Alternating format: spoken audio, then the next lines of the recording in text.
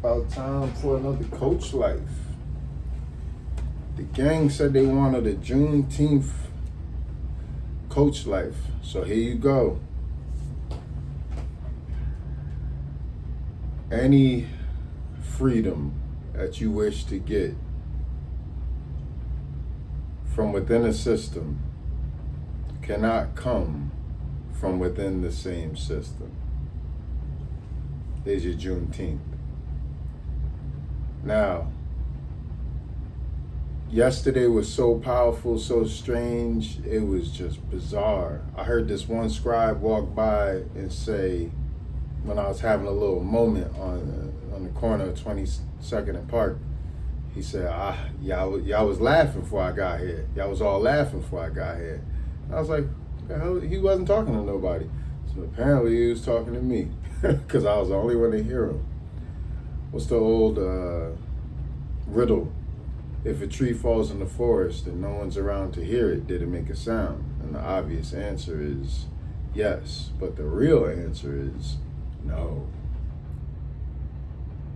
You need a receiver to close the loop in order for a sound to be possible. See, we got to close these loops. There's a lot of illusions which appear to be loops, but if you, it looks like a circle, right? Looks like a circle. But if you turn it a little bit, you'll see that it's not actually a circle, it's a spiral. So while you think you're all in unison, you're actually drifting apart. And then if you add some dimensionality to that, you'll see what you thought you were doing in terms of celebrating freedom, Juneteenth,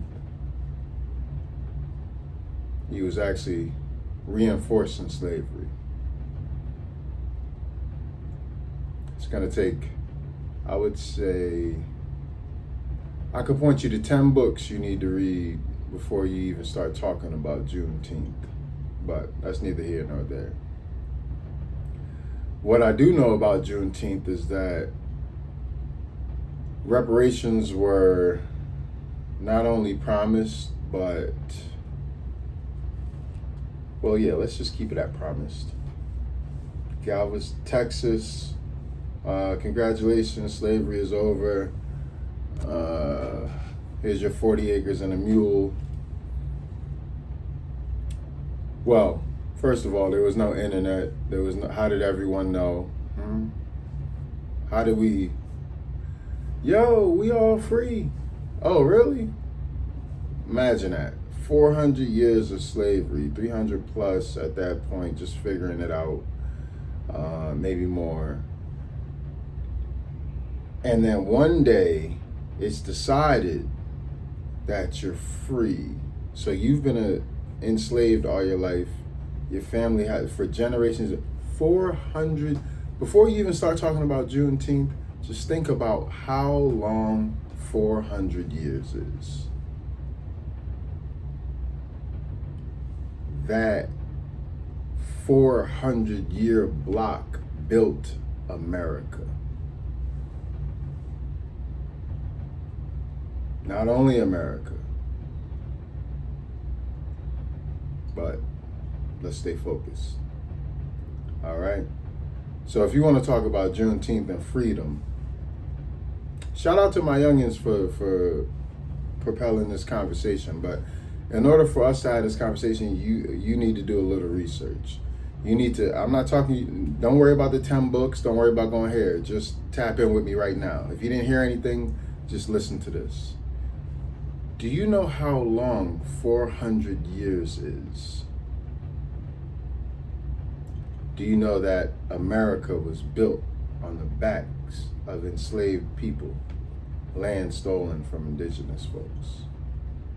And however you want to flip it, well, they was doing what they had to do, and this is that. I get it. I'm with you there too. It is what it is. But just 400 years of free labor. You give me 400 years of free labor. 400 years. I don't think, that's the first thing. We need to process how long it was. I know the act itself was heinous and all of that, but just the sheer time of it. All right? So anyways, that's not even what I wanted to talk about, this coach life. Yesterday was nuts. The scribe, haha, y'all was all laughing before I got here. Before that, at the same corner, where that was the corner where the Fiends was throwing up, where Amir sells his coffee. So we walk in after work and walk past the French kids and hit that same corner, and I just got hit with the smell of piss. And I go, smells like piss. And my other joint, I didn't even catch it on nothing. It was just like, time to go. I was like, oh. And what's her name was like, yo, what do you think that means? I was like, I don't know. And then the scribe like attacked me. He was so smooth with it. He was like, yo, people give it 20, 40, 50, 60. I said, yo, bro, I just gave you like a whole wad of cash and you talking about let me get the 20. Deuces. And then double back. I had to go home and then double back because I left my ball kicks here. Boom, boom, hit the bell. Bang, bang, bang. George let me in. I got my ball kicks. And I'm on the same corner, mind you, same corner. Stuck. I don't know where to go because I got like an hour to kill before Basketball City. And then I'm chilling there just like, I must have looked crazy because what's her name? One of our alumni, her name slips me right now, but she always got a half hair dyed. But she was like, yo, you all right? And I was like, oh, we hugged.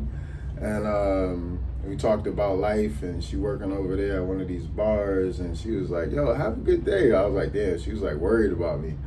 She was like, yo, just go downtown and have a good time. And then I said, all right, boom. So I went downtown and went to Bleecker, Broadway, Lafayette, where Jordan nearly got choked. Yo, yesterday was intense.